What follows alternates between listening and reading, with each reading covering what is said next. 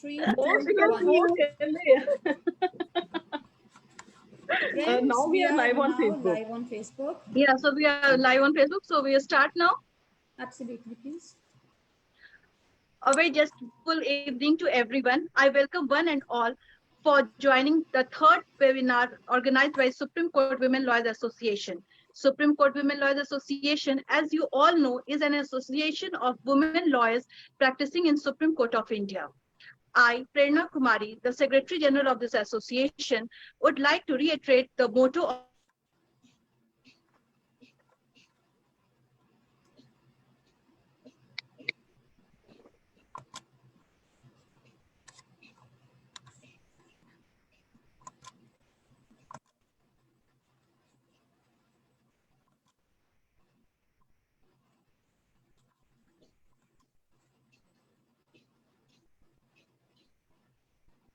Am I audible? Am I audible? Yeah. Prerna ma'am, we lost you. Okay, fine. Now I'm back. Yeah, I think you have to restart, please. Right. Fine. So our association has not only worked for women rights at large, but also taken various issues of national importance, which has far-reaching consequences like child rape case, porn issues, air pollution matter, etc. Supreme Court Lawyers Association also provides free legal help to the needy. Now, before proceeding, let me introduce all of you from our Supreme Court Women Lawyers team. So first, let me introduce to you our most dynamic president, Ms. Mahalakshmi Pavani, senior advocate, and a very energetic too. Then we have a very dignified Bhakti Pasreja, the vice president, a very energetic Priyanka Mathur, the vice president. Then our other and very dedicated and responsible team members, we have Ms. Mansa Singh, assistant secretary, Ms. Sudha Pal, treasurer, Ms. Subhra Saha, assistant treasurer, and last but not least, our own member, executive committee member, Mahir Ravishrain. We all work together to fulfill the motto, and such is the determination that we did not prefer to sit idle during the current unprecedented situation due to COVID pandemic. Rather, we decided to re-energize the minds of our intellectual thoughts, and for this, we have started webinar series on through this webinar on some of the very relevant and thought-provoking topics which are of national importance and generate an obvious curiosity in all of us. Today's topic, unfolding the enigma of reservation, is no different. I'm not going in detail of the topic as we have our keynote speaker, Ms. Vibha Datta Makheja, Senior Advocate, Supreme Court of India. And she is one of the most competent personalities to explain this topic in details. I extend my warm welcome to Vibha ma'am. And now, without delaying any further, I will request Executive Member Ms. Mahir Ravish Rain to introduce our main speaker to the audience. Mahir Ravish, please.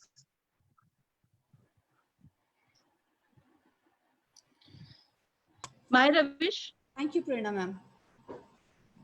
A very warm welcome to everyone here. Very good evening to Vibha ma'am.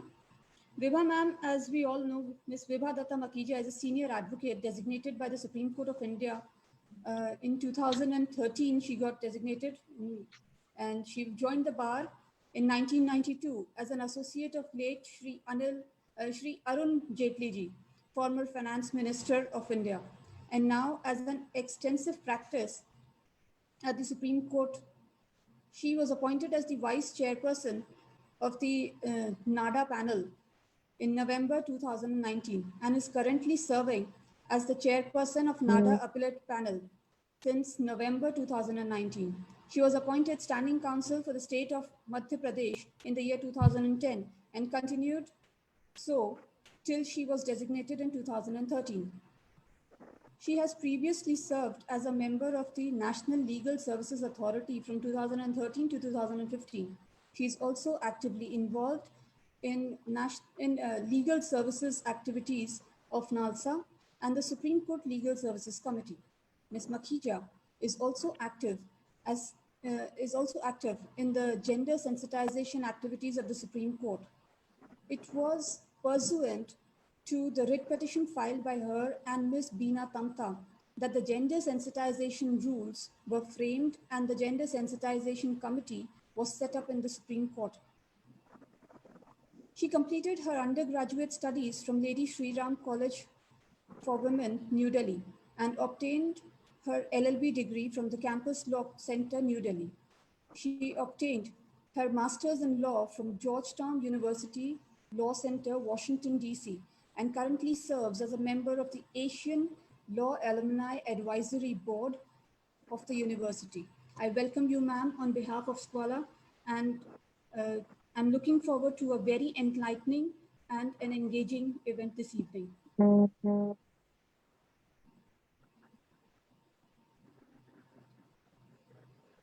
ma'am. Yeah. I will request our President, Ms. Mahalakshmi Paviji, to give a welcome speech. Very good evening to all of you, ladies and gentlemen, and a very warm welcome to my dear friend, Ms. Vibhadatta Makhija, who is going to enlighten us on this topic for today in today's webinar, Unfolding the Enigma of Reservation. Before I tell you what the topic is, I would also want to tell you that my dear friend Vibha has the rare distinction of being the third woman of this country to be designated by the Honorable Supreme Court, and she was the youngest. So I really am very, very happy for her and happy to note that she has agreed, consented, and to be part of this evening's webinar. So unfolding the enigma of reservations. What exactly is it? It's a reservations of the Constitution. The rule of law is a founding principle in the constitutional framework of India. It's a country which endeavors to establish a constitutional democracy, and the rule of law becomes a pertinent proponent on which democracy can thrive. If it is not heeded, democracy fails. If it is abandoned. So the very heart of the democratic body, every democratic body which nurtures the principles of rule of law is, yes, it is the soul. So equality of individuals is the guiding lamp and a fundamental pillar which strengthens the implementation of the rule of law. The concept of equality as it stands conspicuously all in the Constitution also prescribes that treatment of unequals as equal. This is only to extol and embrace the true spirit of the Constitution, which is to treat individuals in need of social support with greater understanding and much greater compassion. Such socially handicapped individuals are left helpless due to a history of economic, social, and cultural subjugation, and hence the Constitution makes this very makes a special provision for safeguarding their interests and to ameliorate their difficulties. The rule of law and equality under our Constitution are designed in such a way it has to enhance the virtue of a more just, fair, equitable, non-arbitrary society with replete opportunities to the unequals whose existence prior to the forming of Constitution or prior to independence was marred with struggle and subjugation. And even before the British invasion, they were subjected to so much of, casteism, communism, and, it was actually under the shackles of the Brahminical order or the caste system or the Varnas. Varnas, we have the four Varnas, that is the Brahmins, Kshatriyas, Vaishyas, and Shudras. So to eliminate this, this was brought in. So Article 16 of the Constitution is a direct consequence of the deep malaise of caste system that has prevailed systematically and intergenerationally in India. It is also a substantial provision in pursuance of conveying the essence and meaning of Article 14. If it is undone, in text, every obstacle that would come in the way of ensuring equality, it reinforces the fact that while considering a citizen for employment, the state has to disregard considerations based on race, caste, creed, gender, sex, place of birth, place of residence. So this is very important when it comes to opportunities, equal opportunities in jobs. So, and it enables the parliament to enact special laws pertaining to employment for weaker or deprived or vulnerable sections and communities, especially the scheduled tribes and scheduled castes. And it also ensures that parliament, there is adequate representation of castes and classes, where representation may be insufficient. So this is how actually the reservations came into effect. They constitute a special provision, and income is not included in this criteria because the roots of this forward and backward divide lie in that value system. I remember I told you all the Brahminical, system, social order. So that was the divide. There was nothing about rich and poor. It was actually based on caste divide. And after this, there has been an exponential growth, in the law of reservation, right from the trajectory traversed from the Indra Sahni case to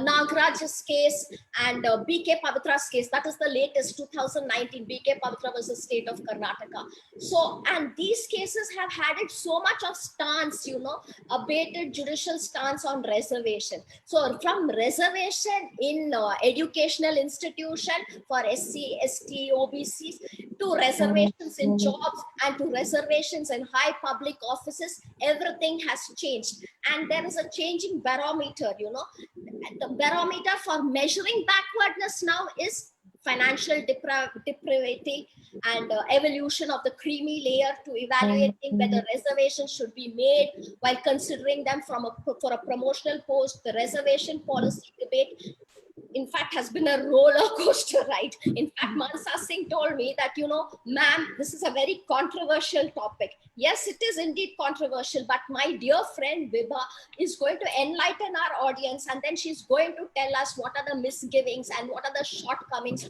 of this reservation as a whole. So in Indra Sahni's case, before I go pass on the platform to Bhakti, I just want to tell you, see, in Indra Sahni's case, a fundamental question was raised, whether in a secular society envisioned in the constitution, identification of backward class on the basis of caste was permissible. And the majority judges held that identification on basis of caste was permissible, and that constitutionality, there was no restriction on identification of backwardness of classes. Now, what happens? I want to, in fact, I cite Nani Palkiwala, a very eminent jurist and one of the top lawyers of our country, what he had to say on reservations, after the Indra Sahni's judgment came out. So I want to quote him. Yeah. See, Mr. Nani Palkiwala had to say in reaction to Indra Sahni's judgment, he said, and I quote, "The basic structure of the constitution envisages a cohesive, unified, casteless society. By breathing new life into casteism, the judgment fractures the nation and disregards the basic structure of the constitution. The decision to revitalize casteism, cleave the nation into two forward and backward, and open new vistas for internecine conflicts and fissiparous forces, and make backwardness a vested interest. It will undo whatever has been achieved since independence towards creating a unified, integrated nation. The majority judgments will revive casteism, which the constitution emphatically intended to end, and the pre-independence tragedy would be reenacted with the rules reversed. The erstwhile underprivileged would now become the privileged." So that is what the great eminent jurist Nani Palkiwala had to say. And the growth from this public factious judgment has led to further growth in litigation and from time to time concerning the slew of reservation policies undertaken by state legislatures and parliaments.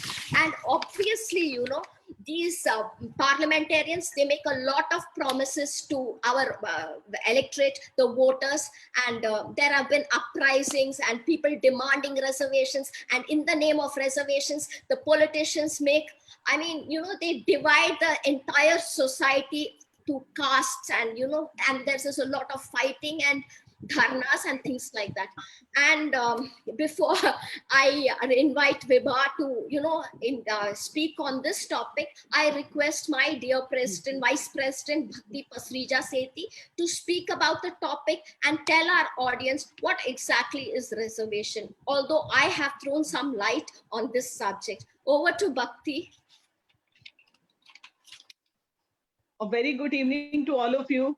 Thank you so much, dear President ma'am, our distinguished keynote speaker for today, Vibha ma'am, my friends in EC, Prerna, Priyanka, Mahir Ravish, Mansa, Sudha, Shubhra, and all the friends who have joined us today on social platform Facebook Live. It's my privilege to introduce the topic of today's discussion, unfolding the enigma of reservation to all of you.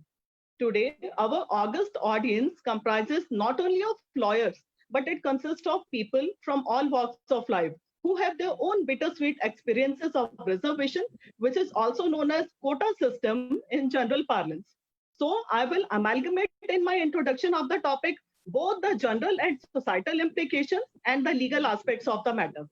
In fact, all of us have witnessed around us the implications of quota system and have some story to tell. We have seen candidates belonging to unreserved categories feeling sad and disheartened when they are left out by a fraction of a mark in an entrance exam to some educational institute or a job selection. We have also seen happiness of those blessed ones who had comparatively lesser marks but are selected because they belong to reserved categories. Before I delve further into the subject, I would like to show you a small clipping from a short film called Reserved Nation. It's a small film which will throw some light. So, admin, please enable screen sharing. Let me permit to share my screen.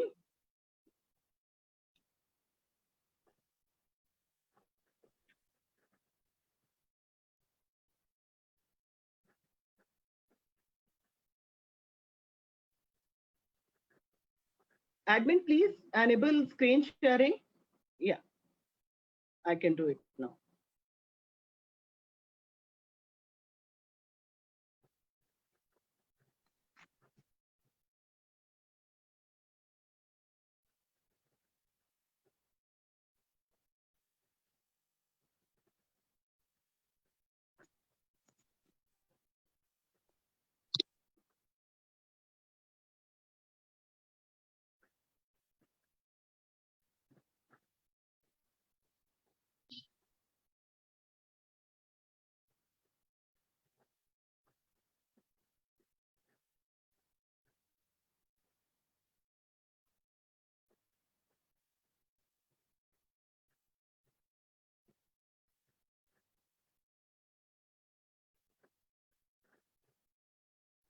It's not audible.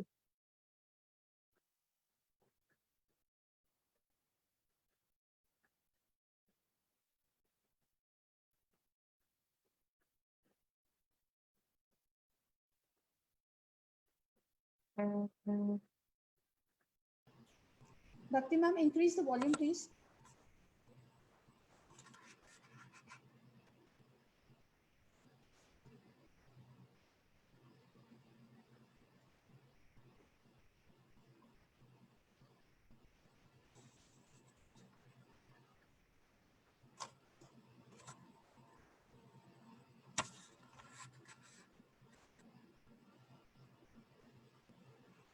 Not audible.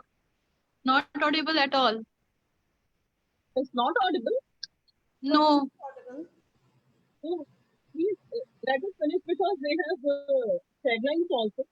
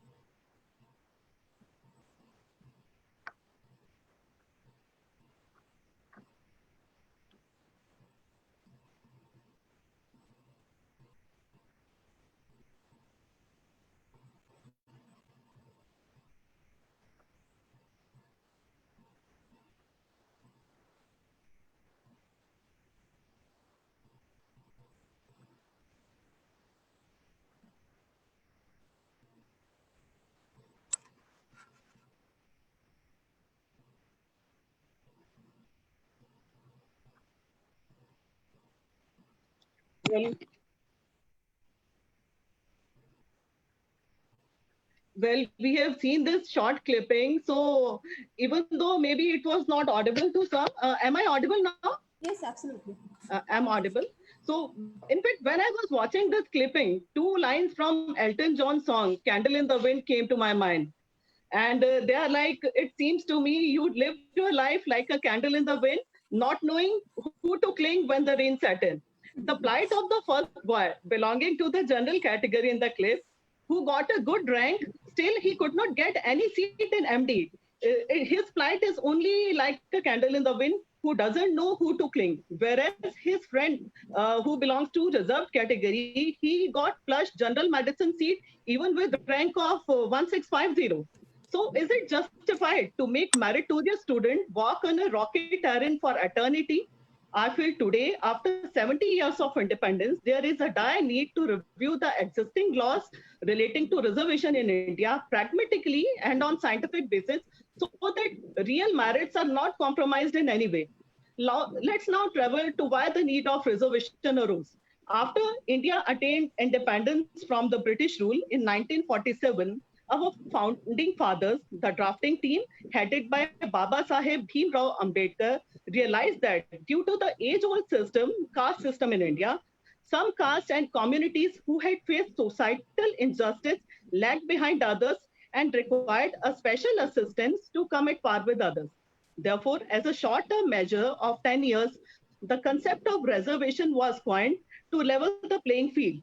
Here it is to be noted that it was only a short-term measure, which was to be only for 10 years to make some kind of equality so that the people who were behind, they may come at par. However, when the Constitution of India came into force in 1950, it contained articles like Article 15, Article 16, Article 29, Clause 2 in Part 3, that is fundamental rights, and Article 46 in the directive principles of the state policy, Part 4.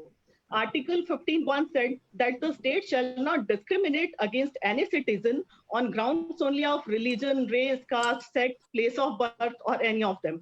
Article 16, as we all know, provided for equality in public employment. Article 29, Clause 2 prohibited discrimination in matters of admission into educational institutions only on grounds of religion, race, caste, language, or any of them.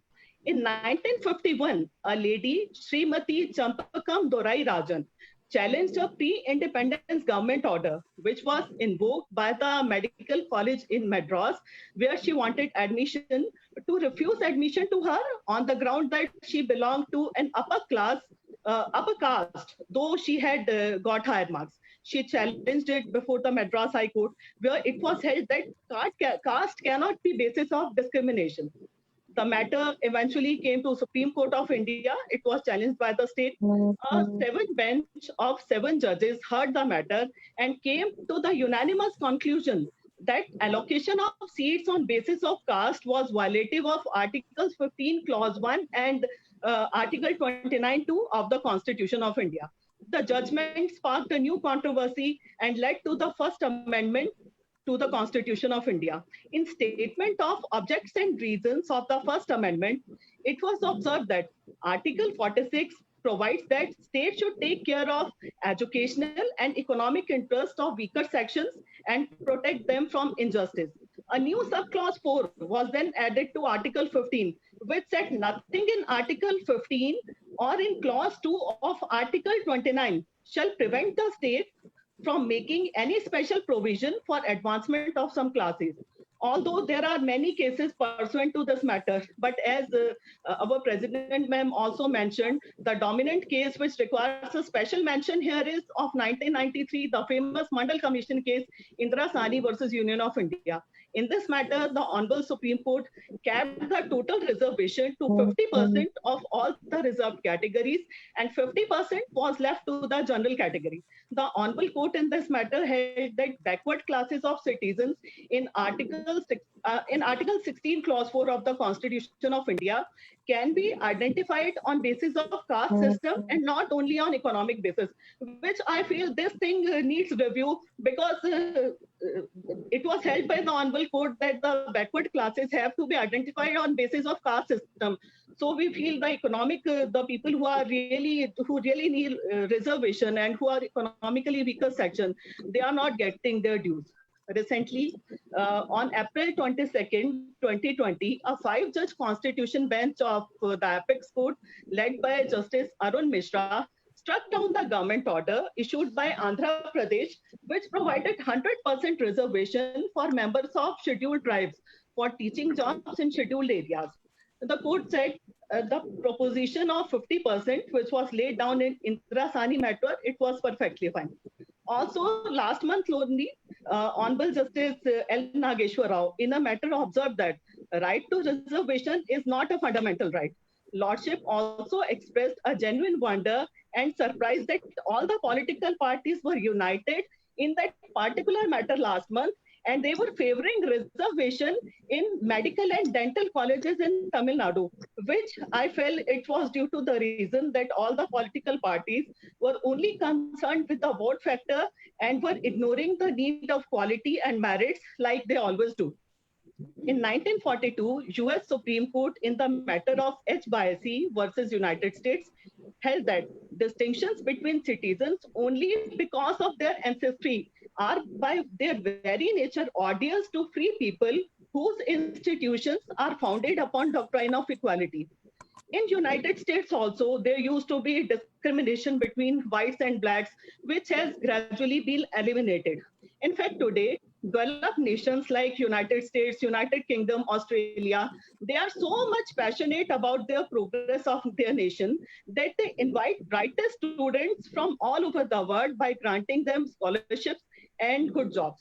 And what we are doing, we are ignoring our own meritorious students. Then we complain that we are dependent for the best technologies and best things upon other countries. When we will ignore our meritorious students, only this is bound to happen.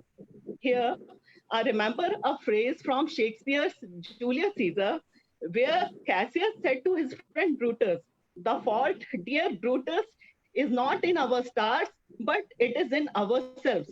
Dear politicians, please pause and ponder. It's high time that quota system is reviewed. The educational assistance and financial assistance may be given to those who are still disadvantaged. But when it comes to appointments and selection to colleges or selection for jobs, merits should be the only criteria. Thank you. Now I would request Vibha ma'am to please address. Good evening, everyone. This was wonderful. I actually, both of you, between Mahalakshmi and Bhakti, the whole overview of the Indian judicial action on reservation has been taken care of. So I feel that all of us, at least all of you who are there with me in the webinar, are very well aware of most of the reservation issues. So today what I want to do is to go into the philosophy of reservation, the justiciability of reservation. In as much as the question that I want to address today is whether the Constitution has while providing reservation, is doing a disservice to the nation or is trying to set a balance between the inequities that run very deep in our country. So just rewinding back to before independence, the fact of the matter is that our caste system is as old as 2000 years. So the caste system's roots are so strongly entrenched in our country. And actually our country is the only country which has a caste system. Discrimination on basis of caste, that is in direct connection to where you are born, is only unique to our country. Issues like nepotism or belonging to a particular family are universal in all nations. However, the benefits and also the disadvantages of caste, which are connected to us only by virtue of birth, are unique in our country. And now we have a formalized system of caste, which creates distinctions between classes of people on basis of their birth and originally on the basis of various parameters of which the occupation of the caste was the most important parameter. Naturally, a couple of the castes were higher and a couple of the castes were lower. In this scenario, where the higher castes were in an extremely advantageous position and they continued to oppress the lower castes, we had a lot of issues and problems, and the oppression ran so deep in our country that it did not lead to any development. The oppression was something which actually helped the imperial authority to take control over our country. It was in this background, which was of caste-ridden, background where we had issues of communalism, the background where we had issues of gender discrimination at a very large scale, that the constitution makers had debates for over 2 years to come through with a document which would take care of each and every issue of this country. And though there is a lot of criticism about our constitution being a cut and paste constitution of practically every other constitution of the world at that time, mainly the US, the Australian, the UK, the Japanese constitution, I feel that our constitution is the most valuable document and the most vibrant document, because it was after 2 years of extensive debates on each and every aspect that the constitution came through. The founding fathers were at pains to ensure that each and every value of rule of law, of equality, of non-discrimination should all be finding a place in the constitution. And it was in this background that they gave a special status to fundamental rights.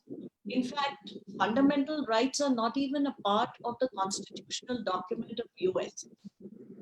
So something as grave as that is a part of the statute or came through by amendments to the constitution, was not a part of the original constitution.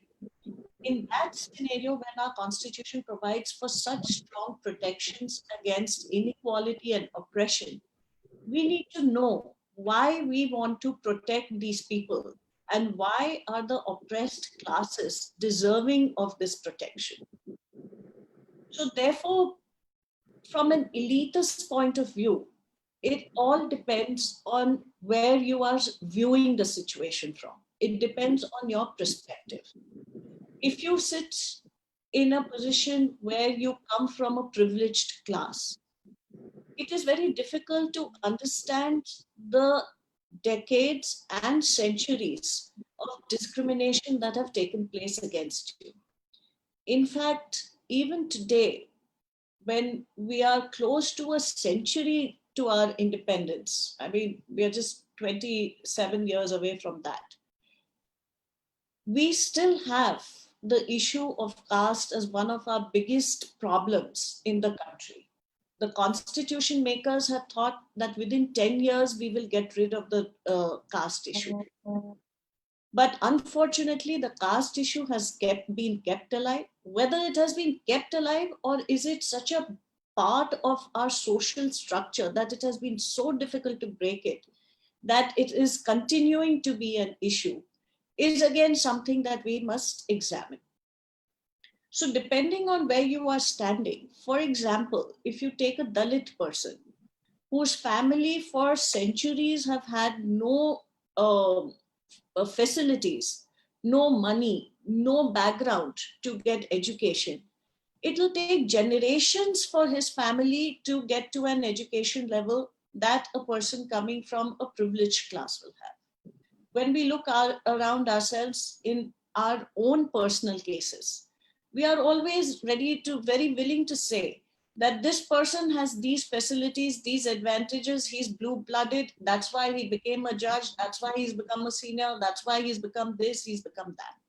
What is the reason? That's because those advantages are interwoven in your social, economic, and educational backgrounds.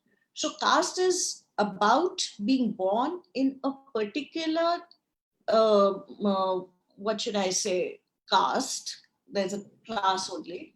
So when you are born in that caste, you are automatically given some advantages or automatically face some disadvantages. It is for that affirmative action that our constitution makers protected it very, very strongly, to make sure that a government which will have an ideology, many a times there are majoritarian governments. We have seen two very big majoritarian governments who are carrying on their agenda.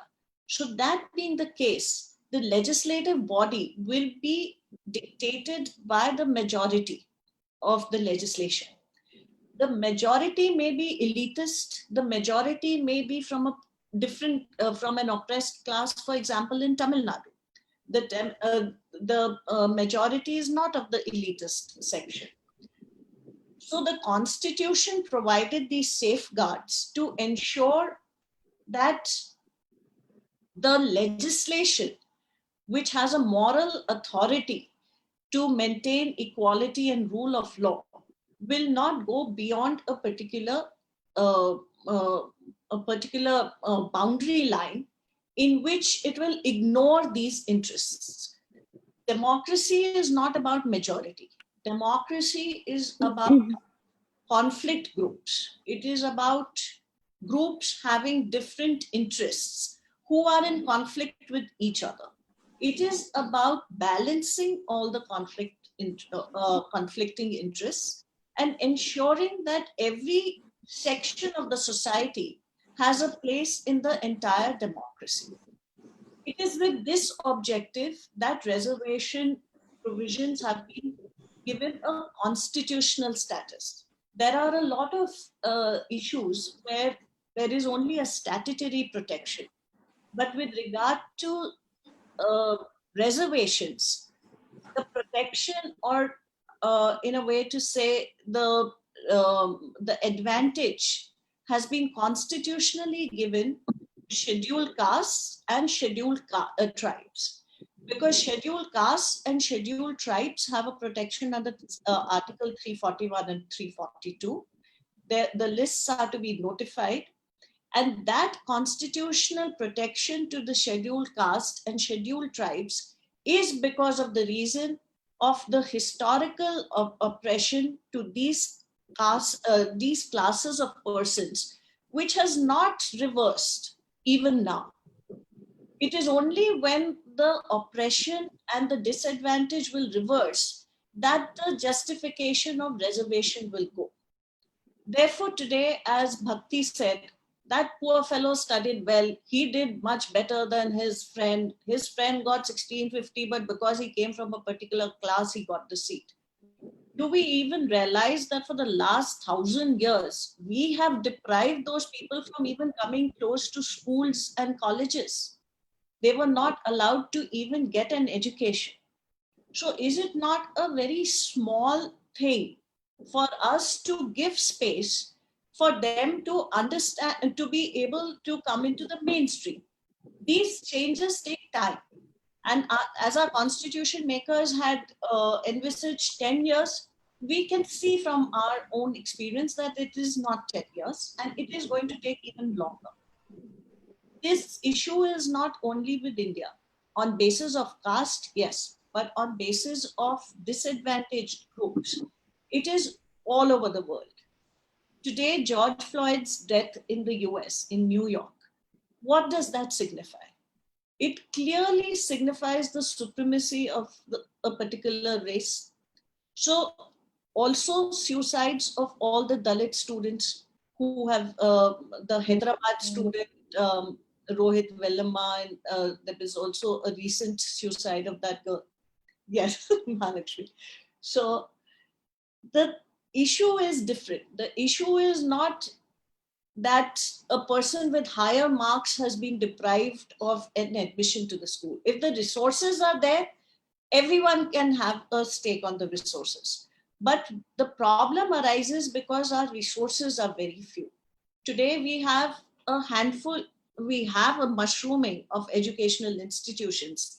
The private institutions have come in. But in proportion to our population, we still don't have enough educational institutions. So therefore, there is still a fight.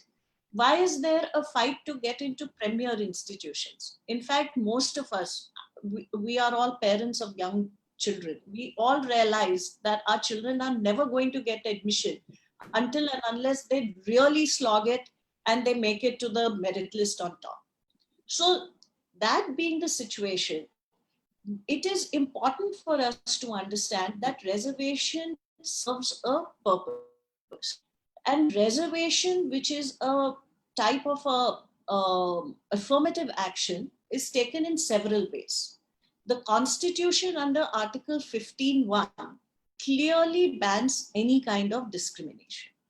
It is a clear-cut ban. It says that there is a prohibition and that prohibition is absolute.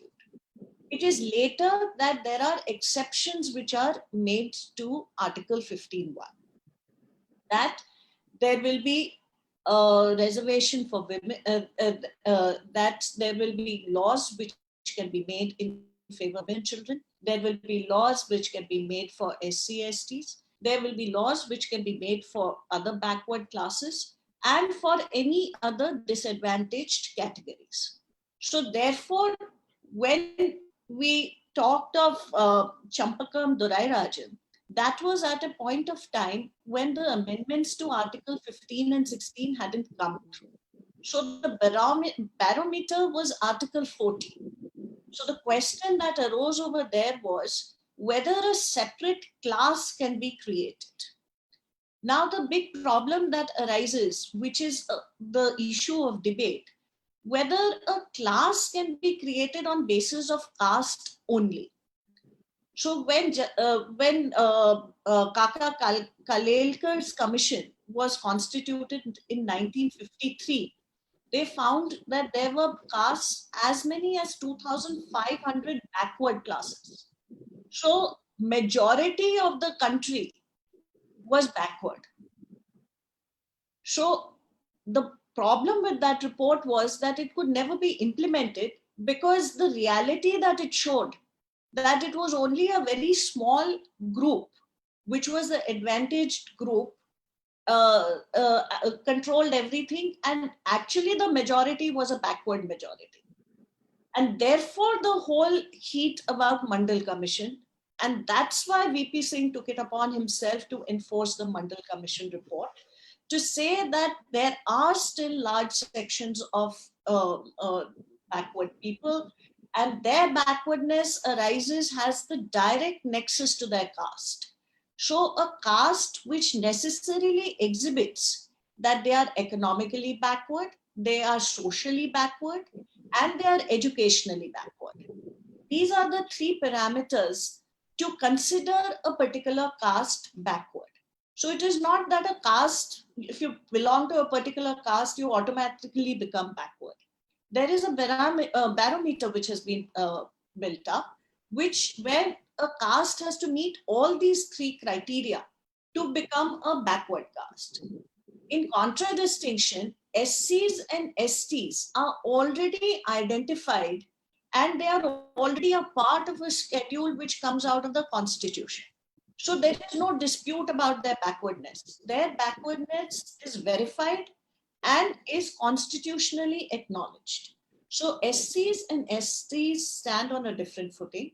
OBCs stand on a slightly lower footing in as much as they don't have a constitutional protection.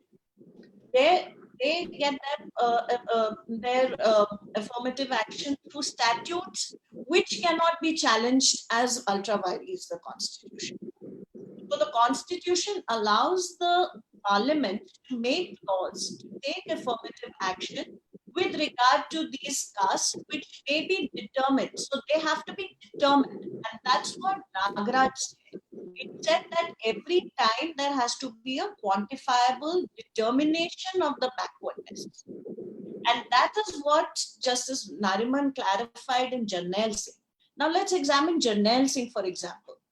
Now, Jarnail Singh is penned by Justice Nariman, whom we all perceive coming not from a backward class, does not have any, what should I say, ideological bias in favor of a backward class.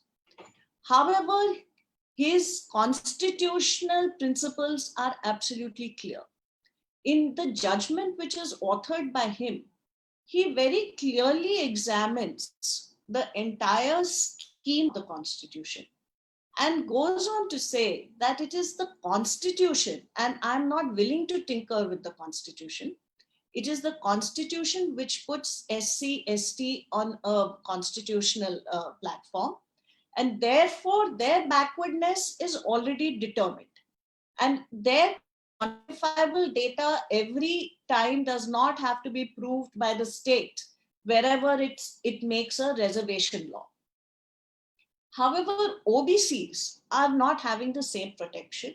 So quantifiable data has to be taken in case, and the state has to justify every time it makes a law in favor of a particular backward class. Why is it backward in a particular state? Now, for example, in Punjab, you'll be surprised to know that 58% of the population is backward. They are backward in, and they are SCs. I'm sorry, they are not backward, they are scheduled castes, not backward classes. So the majority of the state has backward classes in comparison, scheduled castes in comparison to the rest of the country. So these are parameters which have been judicially developed, and there is a lot of criticism of the Supreme Court that they play in the hands of the politicians. The politicians keep these issues alive. But Supreme Court goes only by the Constitution. And so far, I don't think I have come across a judgment on reservation where the Supreme Court has held contrary to constitutional provisions, in as much as whatever has been held so far, wherever they have upheld the reservation policy of a particular state or parliament, there they have followed the constitutional mandate. And that is why they were at pains to try and understand how do we resolve this conflict, because after all, as a judicial body, you're also anxious about, you're looking forward into the future and seeing the impact of your judgment.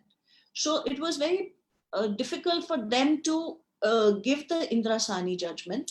And that's why they came up with the creamy layer formula, because they said that the reasoning of the constitutional provisions is that because of your backwardness, you have not been able to get certain advantages, therefore reservation in posts, therefore reservation in educational institutions.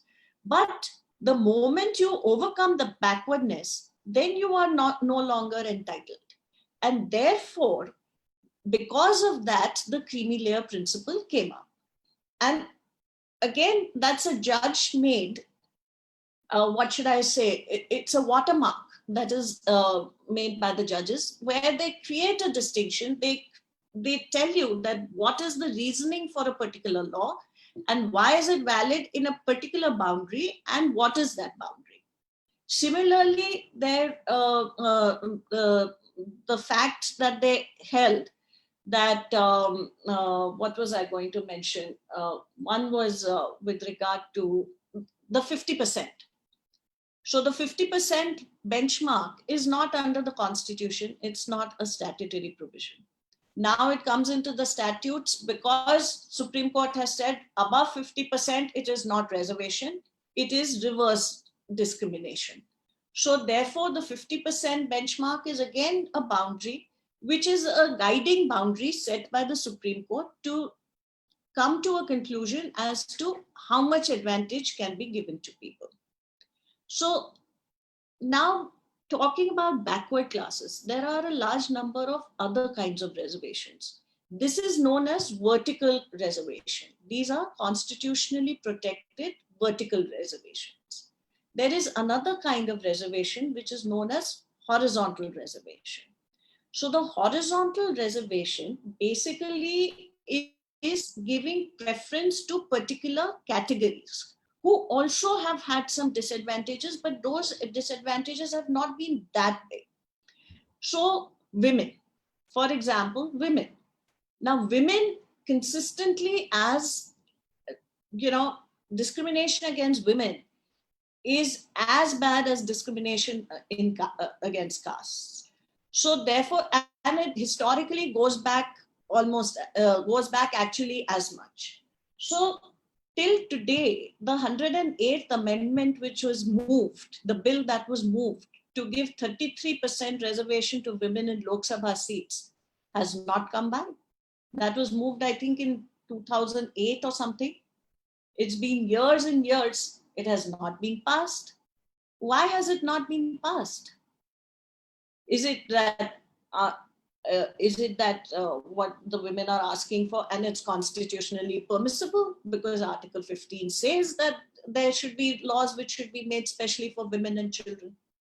So why do women ask for reservation? Why do women ask for being given certain advantages? That is because they have been disadvantaged historically for so long that unless they are given that advantage, they will never have an opportunity to occupy a particular space. So keeping that in mind, women are there, physically handicapped people are there are retired persons and pensioners from armed forces. These are sections of societies which are given opportunities to compete. It is like making up a disadvantage that they have suffered. So it gives them a little bit of a fillip that, all right, you come to a particular level and then you determine, then you fight neck to neck, then there is no problem. So as we have seen in our Supreme Court itself, till 2013, 62 years of Supreme Court, only 2 senior advocates were women. And now every designation, there are women and women and women. What held them back for 62 years? It is that position of disadvantage. It is social, it is educational, it is economic. Now, the economic backwardness has also become a constitutional criteria.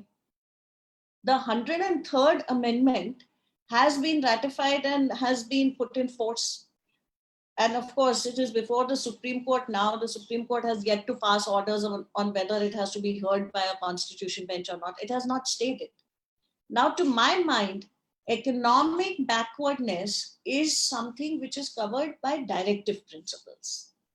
So a policy may be made, but then that policy is subject to judicial review as to whether it has a not objective. So the 10%, and this was exactly what Narasimha Rao had done during the Monday. Immediately after VP's notification came Narasimha Rao's notification, where he said 10% for economically backward also.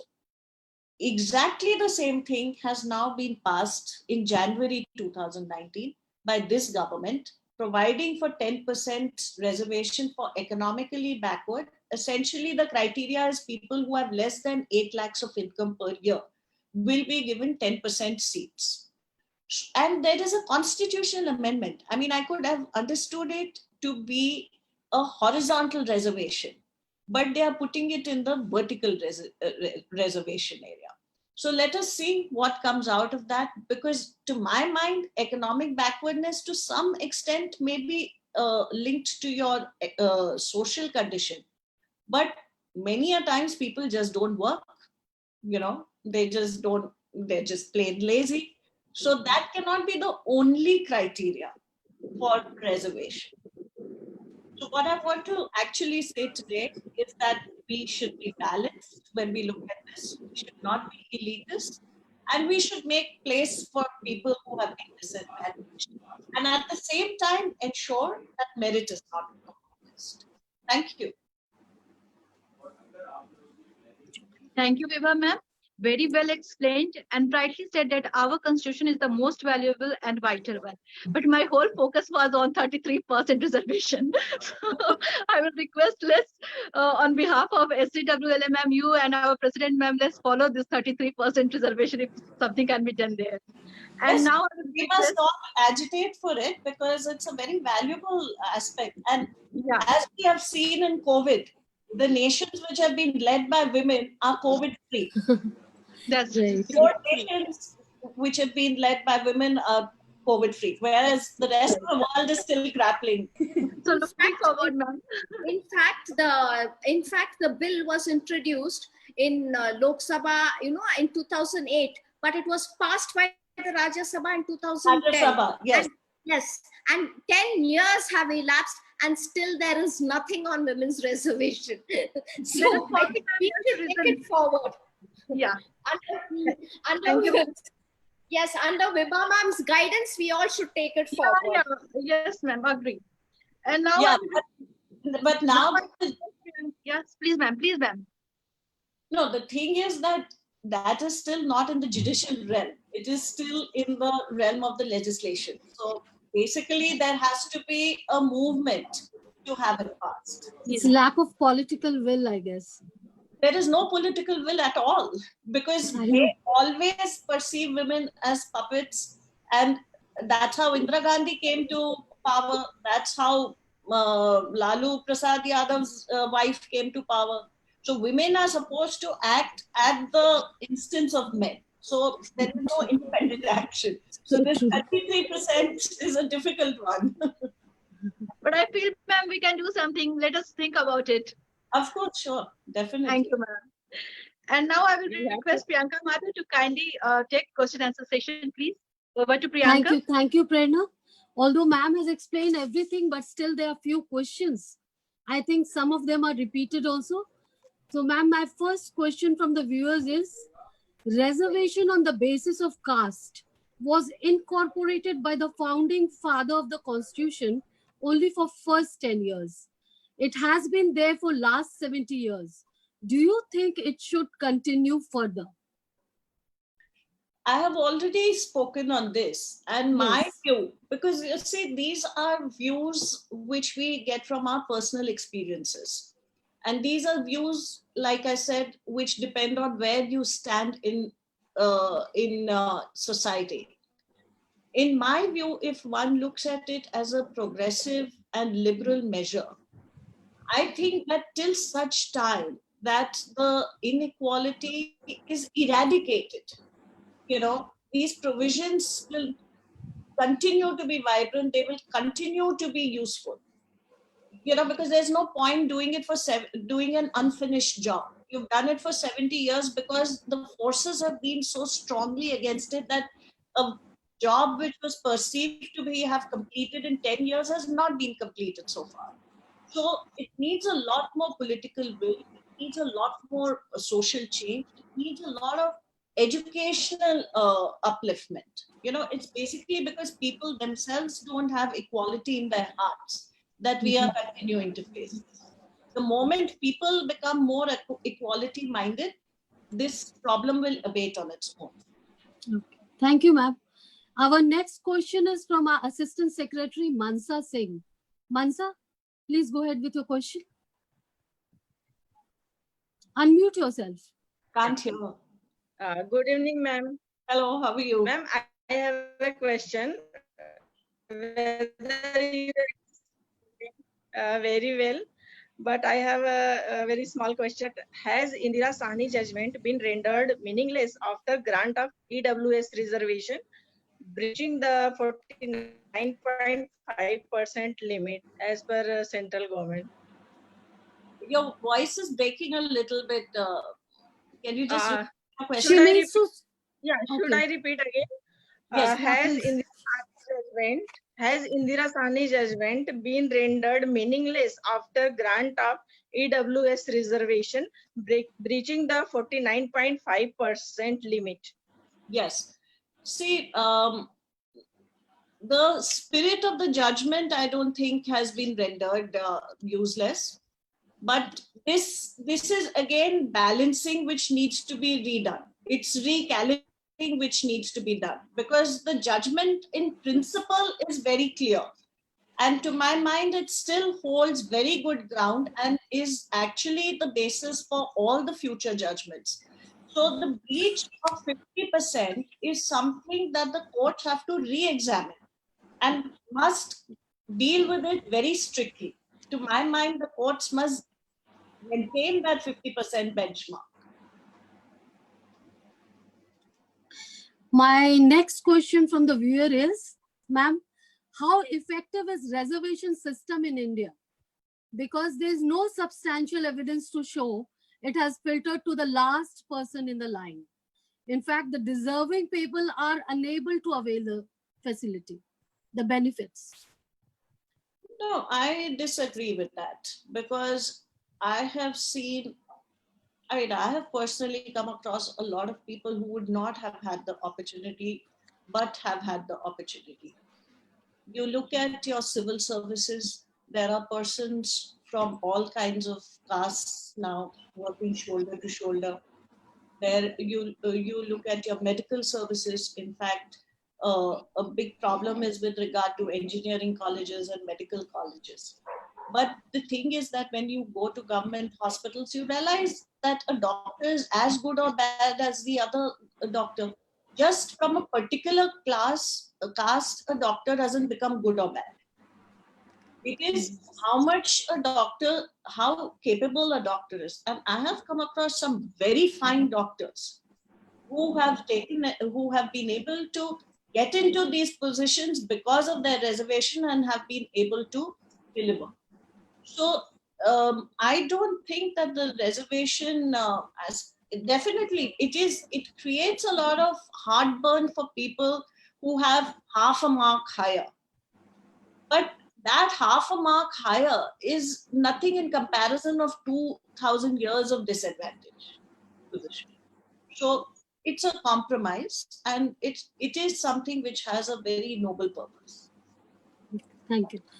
The other question is again a bit repetition. Should there be a creamy layer criteria in reservation policy system?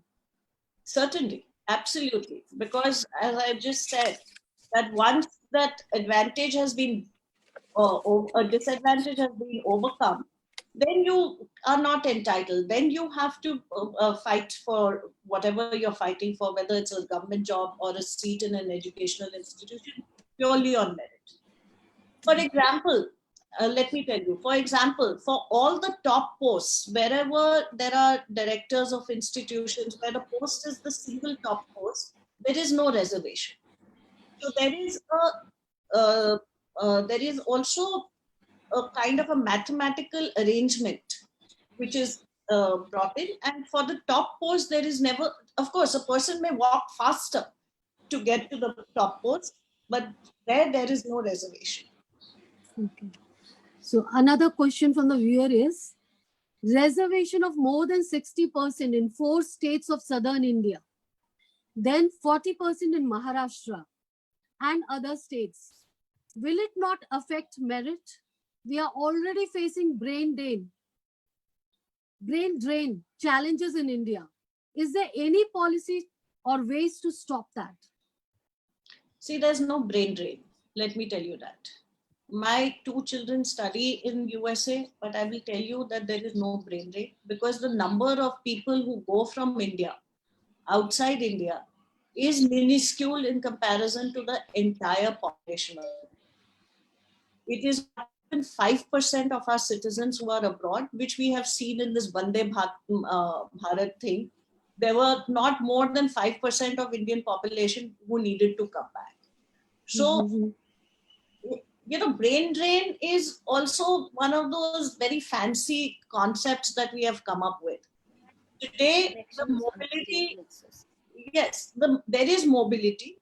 Everybody has a freedom to choose where they want to go. It has to do with your environment, your working environment. And in fact, there has been a reverse brain drain, and everything is connected to the economic condition. In fact, this thing foreign inflow of foreign exchange that comes from the migrants who have gone from, say, Kerala to, say, Dubai or Middle East is very high. In fact, it's a good, I think, 15% of our foreign exchange reserve. So it's not a brain drain. They go there, they work there, they send back money to India. So this is a misconception. We have brilliant people. In fact, I have seen our citizens who go in international conventions who are far superior to any kind of, say, Yeah. Yes. American leaders or intellectuals or something. So Even my there is experience no, is that. yeah, there is no brain drain. It is just a question of opportunity. Today, when India is becoming more and more economically self-reliant, we are having people coming back also. People who have got educated could not get an education opportunity here. They're all coming back. Yeah. So, In fact, COVID, everyone wants to come back to India now. COVID, you look at all the protectionist measures which are being taken by all the other governments. Who wants Right. to stay in America in this environment? Nobody. Right. Right. Thank you, ma'am. Another recent 103rd Constitutional Amendment Act reserves 10% of jobs for economically weaker section. This is in addition to existing cap of 50% reservation for SC, ST and OBC, taking it to 60%. Do you think this act will open Pandora box of state legislation seeking to go beyond the threshold currently pegged at 50%? Like every Jat and everyone wants reservation now. Well, Jat reservation, we had a very interesting argument over there. Struck down, yeah. So that was struck down because we had very, yeah, so because we had been able to exhibit very clearly that there is no social, economic and educational backwardness of this particular class. So definitely this will open up not a Pandora's box, but it'll give a kind of a handle to all the governments to use it and to misuse it. It definitely breaches the 50% benchmark.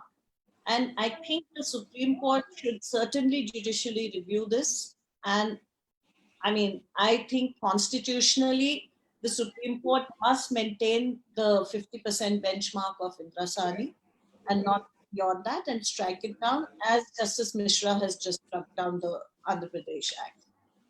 Okay. The last question. Reservation has become a tool in the hands of political parties to canvass for vote rather than seeking its objective of a socio-economic equality. Do you agree government should look for some other method to create jobs and educational infrastructure instead of reservation? See, political parties will use any and every excuse. They are using communalism.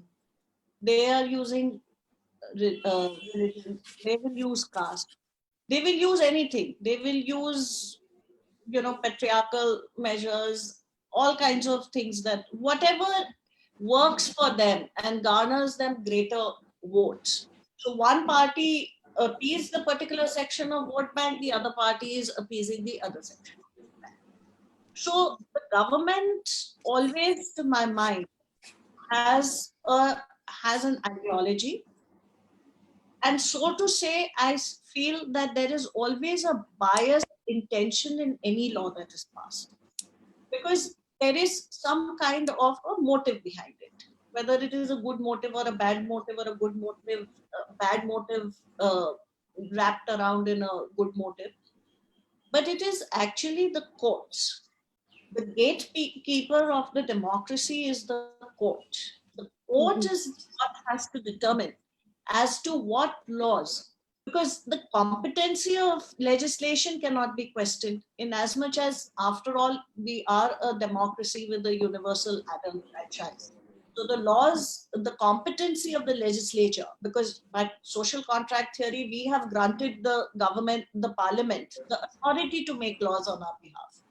So that being the situation, the legislature will be motivated to pass all kinds of laws. That's kind of a self governance that they apply to themselves and they hold themselves back. But it is the courts who finally determine whether the legislation is compliant with the constitution or not. Obviously, And it yes. is for the judiciary to uphold the constitutional value finally and to be the final arbiter. And that is the hope of the people, that the judiciary will not fail them. Thank you, ma'am.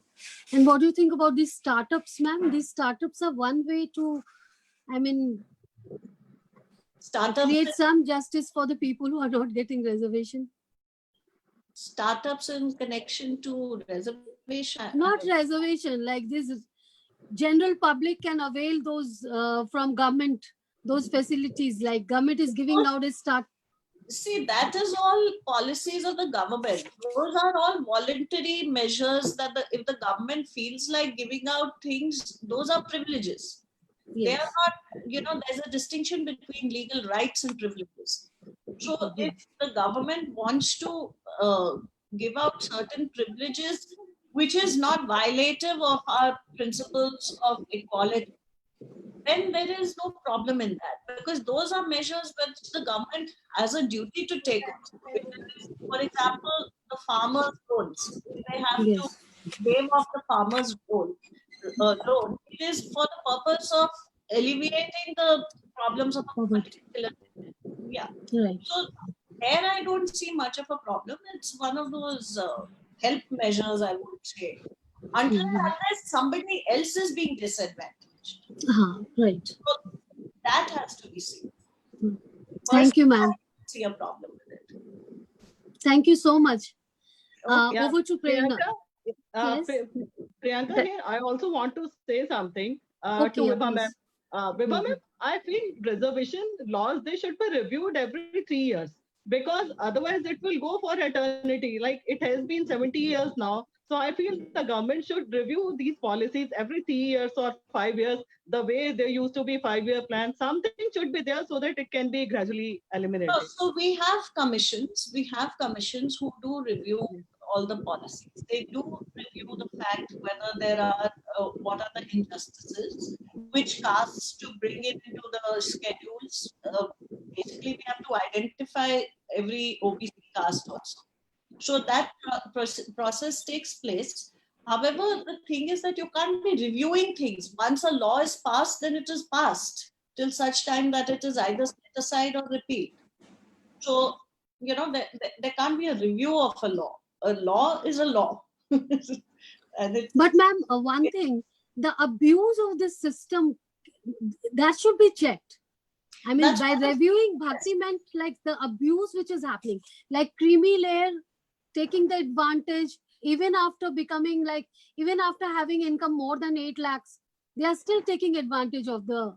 So that is what I'm saying, that Yeah, finally, this should- whenever the law is challenged in the courts have to take on that role and keep up Right. their angle and be true to the constitution and hold according to the constitution, not according to either of the parties' interests. So anyone else? Any question? Thank you. Now over to Prerna. Thanks, Priyanka. Now I will request Ms. Subhra Saha to conclude the session with vote of thanks. Good evening, everybody. This is Subhra Saha, Advocate, Supreme Court of India. It's my privilege to have been asked to propose a vote of thanks on this occasion. On behalf of Supreme Court Women Lawyers Association, I thank to our keynote speaker, respected Ms. Vibha Datta Makhija, Senior Advocate, Supreme Court of India, for participating with us. Ma'am, we are really enlightened with your valuable discussion on the topic.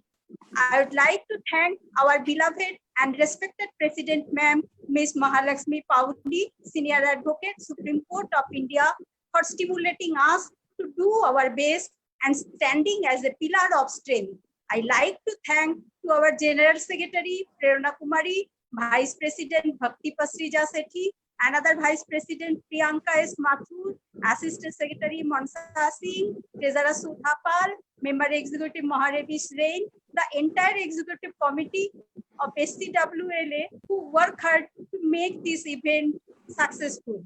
I again thank to our esteemed viewers and participants who joined us and took out time from their busy schedule. Thank you. Thank you.